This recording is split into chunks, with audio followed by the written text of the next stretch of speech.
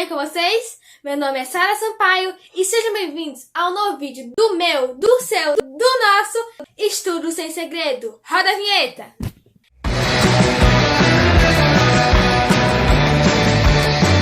Bom, gente, esse vai ser o nosso primeiro vídeo de história do nosso canal. Uhul! Mas hoje não, né, gente? Hoje nós iremos falar sobre a transição da Idade Média para a Idade Moderna. Vocês devem pensar: poxa, Sara, esse assunto é tão chato. Chato não, minha filha, é complexo. Mas eu sei que com essa aula vocês vão entender tudinho. Bora lá?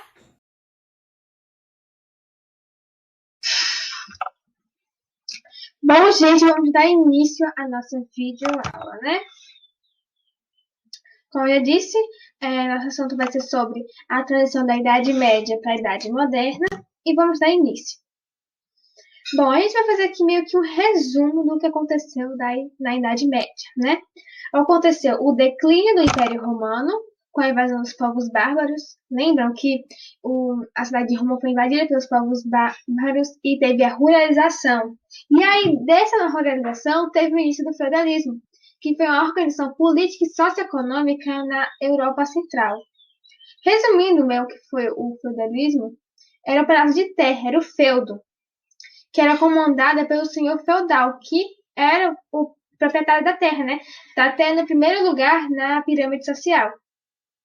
E aí ele morava num grande castelo, né? Numa grande fortaleza. Nesse feudo também tinha a Clero, né? Que era a Igreja Católica, os membros da Igreja Católica.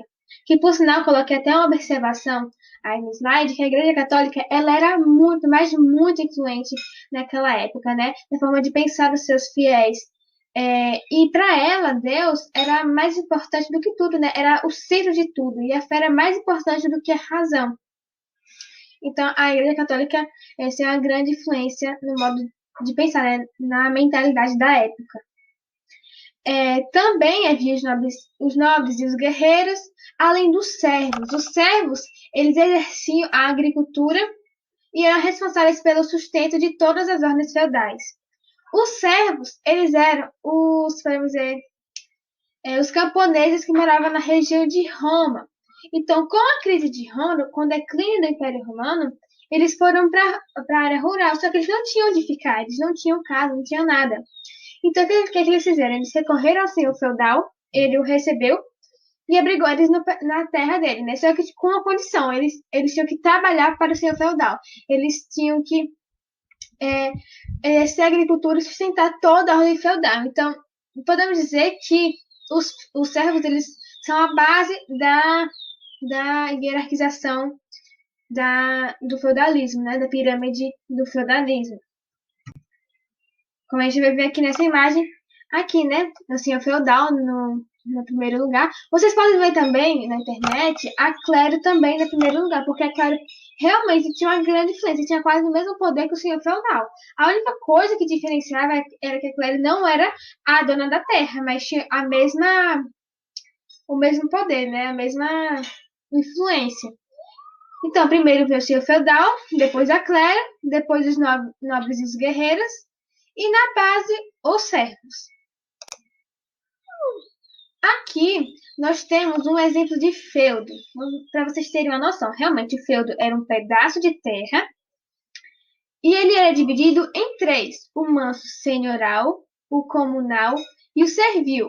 O que era o manso senhoral? O manso senhoral era um pedaço de terra, né, do feudo, uma extensão de terra do feudo, em que pertenciam exclusivamente ao senhor feudal. Ou seja, só o senhor feudal é que trabalhava ali, passava por ali, e a família dele também, né? Também tinha o manso servil, que era a parte onde os camponeses viviam, onde ficavam as casas deles.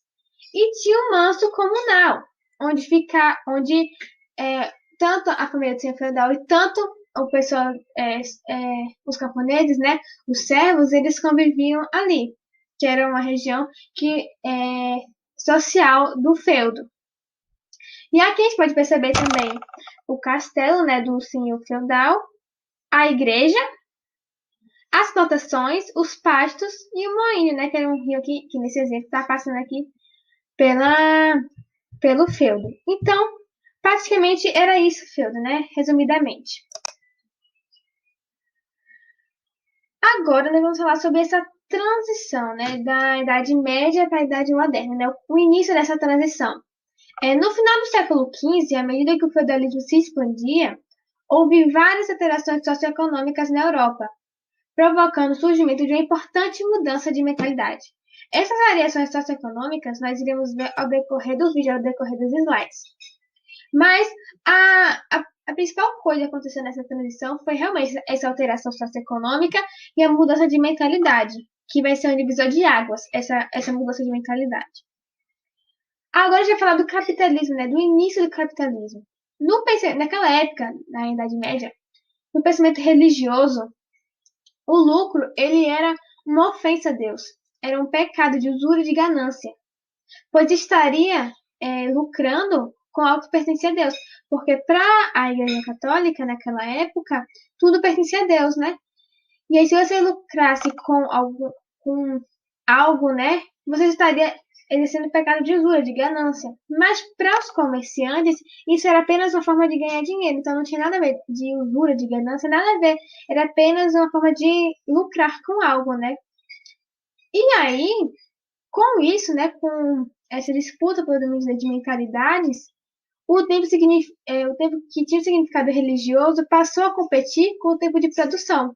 Então, depois que era dedicado à religião, começou a competir com o tempo de produção, né, do comércio. Então, começou a ter essa competição no tempo. E aí, com o passar do tempo, né, esse novo sistema, o capitalismo se consolidou. O capitalismo, ele é aquisição e acumulação de bens, né, de dinheiro. Então, ao longo do tempo, o capitalismo se consolidou no comércio, né? No comércio, não. Ele se consolidou naquele período, né? E aí, nesse sistema do capitalismo, o trabalho ele era assalariado e o trabalhador era livre. Ou seja, o trabalhador, a pessoa que trabalhava, o empregado, ele recebia um salário, né? E além de ser livre. Só que no feudalismo, o servo trabalhava em troca de serviço, né? Em troca da sua moradia, da sua segurança. E ele não tinha liberdade. A liberdade dele era controlada pelo senhor feudal, por causa que ele estava ligado à terra. Então ele não tinha liberdade. Então, essa é a diferença do empregado para o servo. Que o empregado era assalariado e era livre, só que o servo, ele, além de não ser assalariado, ele recebia a troca de serviço, né, que era a moradia de segurança dele, no feudo, só que tinha sua liberdade controlada pelo senhor feudal. Aqui eu destaquei uma frase que resume o capitalismo, que é: o tempo é dinheiro. O porquê dessa frase, né, que tem a ver com o capitalismo? Para o patrão, interessa saber quanto o empregado vai produzir na jornada de trabalho. Só que para o empregado, interessa saber quanto ele vai receber por essa jornada de trabalho, qual vai ser o salário dele. Então, para ambos, o tempo é dinheiro. Então, o tempo naquela época começou a se tornar um tempo de produção. Cada minuto era importante, né? Por causa que em um determinado momento poderia ter uma alta produção e em determinado momento poderia também ter uma baixa produção. Tanto para o patrão quanto para o empregado. Então, para os dois, o tempo era dinheiro mesmo. Valia muito dinheiro. E aí, com essa transição, né? O comércio ressurgiu, né? Por que ele ressurgiu? Porque antes, no tempo de Roma, o comércio era bastante forte. Só que com o feudalismo, ele se tornou quase inexistente. E aí agora, com essa transição, ele ressurgiu com a venda de couros, de peles de animais, tecidos luxuosos, cereais, especiarias e etc. E aí, esses produtos, eles eram vendidos em grandes feiras. As feiras se tornaram muito frequentadas naquela época, era quase um shopping. As pessoas passavam, iam vendo as coisas e comprando. Então, as feiras se tornaram uma grande fonte do comércio mesmo. E aí, com o aquecimento da economia feudal e as intensas relações sociais, né, em relações sociais, aumentou a cunhagem. O que é a cunhagem? Aumentou a circulação de moedas naquela época. e também a produção de moedas, isso no ano 1000. E aí, a partir daí, desse aumento da cunhagem da produção de moedas, surgiu os primeiros banqueiros. O que eram os primeiros banqueiros? Eram os mercadores que realizavam as operações de câmbio e avaliações de moedas. O que são operações de câmbio? São como, por exemplo, eu vou viajar para os Estados Unidos, então eu quero trocar o real pelo dólar. Então, isso é uma operação de câmbio. E também avaliação de moedas. Por que avaliação de moedas? Por causa que havia grande variedade de moedas, por causa que cada região tinha sua moeda. Então, os banqueiros eles realizavam essa avaliação de moedas. E uma coisa importante a destacar é que esses banqueiros eles trabalhavam na banca, que mais tarde, que atualmente, é o banco que a gente conhece. Então, dessa avaliação, dessa cunhagem de moedas, se tornou o banco que a gente conhece hoje. Aí, eu trouxe algumas imagens mostrando banqueiros, a forma que eles trabalhavam. Agora, nós vamos falar de um período bem complicado, né, para os judeus. Eles estavam espalhados pela Europa, mas por muitos anos, mesmo assim estando espalhados pela Europa, eles foram muito perseguidos. Porque, pensa comigo, a maioria dos mercadores e dos banqueiros, eles já tiveram suspeita por realizar atividades econômicas. Isso por parte da igreja, pela visão da igreja. E os judeus já eram julgados por não acreditarem em Cristo. Então, para a igreja católica, isso era extremamente errado. Então, por isso que eles foram perseguidos por um longo período de tempo. E aí, eles eram proibidos de possuir terras em determinados lugares. E aí, muitos deles se dedicaram à medicina, artesanato, advocacia, etc. E aí, isso acarretou a um fato. Os principais mercadores, banqueiros, eram judeus. E aí, alguns cristãos tinham dívidas com esses comerciantes judeus, como eu coloquei aqui no tópico. Então, essa forte cultura judaica já se devia por conta dessas dívidas que os cristãos tinham com esses mercadores judeus. E aí, com esse preconceito que os cristãos tinham com os judeus, em 1225, eles foram proibidos de exercer atividades administrativas, ou seja, eles não podiam exercer cargos. E aí eles eram obrigados a vestir roupas que distinguissem de cristãos e morar em bairros especiais para eles, os chamados guetos, ou seja, eles foram excluídos da sociedade. E esse é só o início do sofrimento do povo judeu, né? E tem muito mais coisa, só que aqui a gente não vai focar muito nos judeus. Agora nós vamos falar sobre o famoso Renascimento, o famoso tão discutido no Renascimento, essa transição da Idade Média para a Idade Moderna. O que foi o Renascimento? O Renascimento ele foi um movimento de renovação artística e cultural, da cultura, né?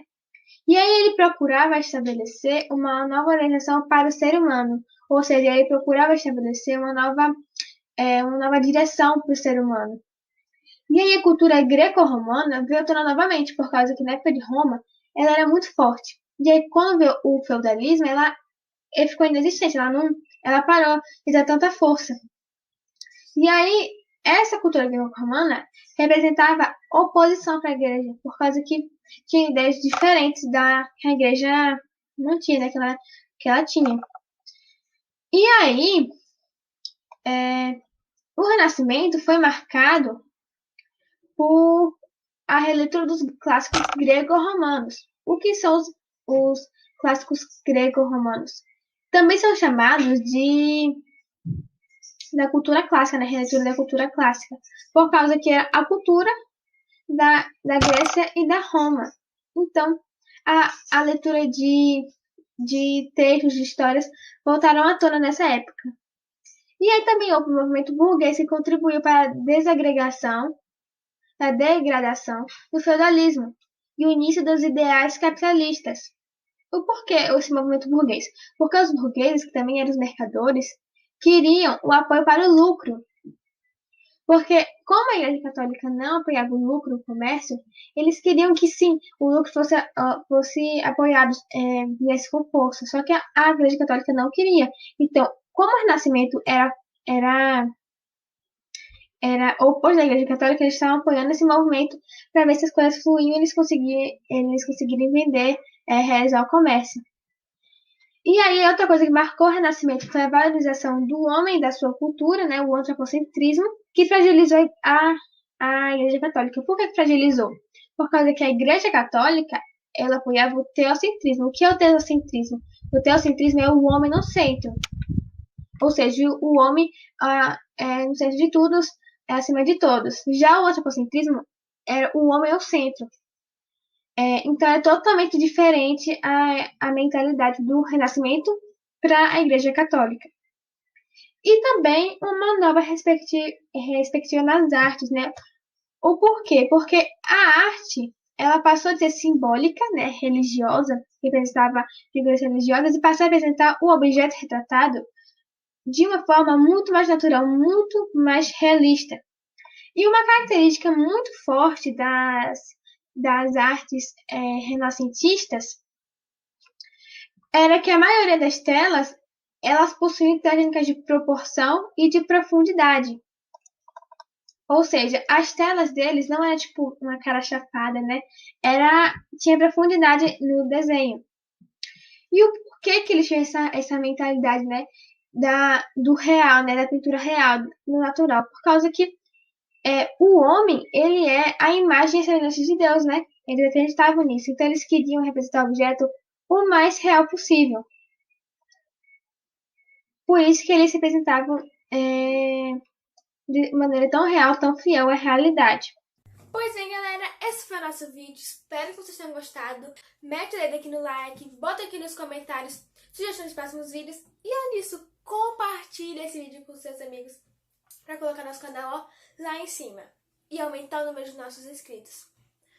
Outra coisa, não se esqueça do nosso lema: história mais ciências é demais. Um beijão, tchau, tchau, bye, bye!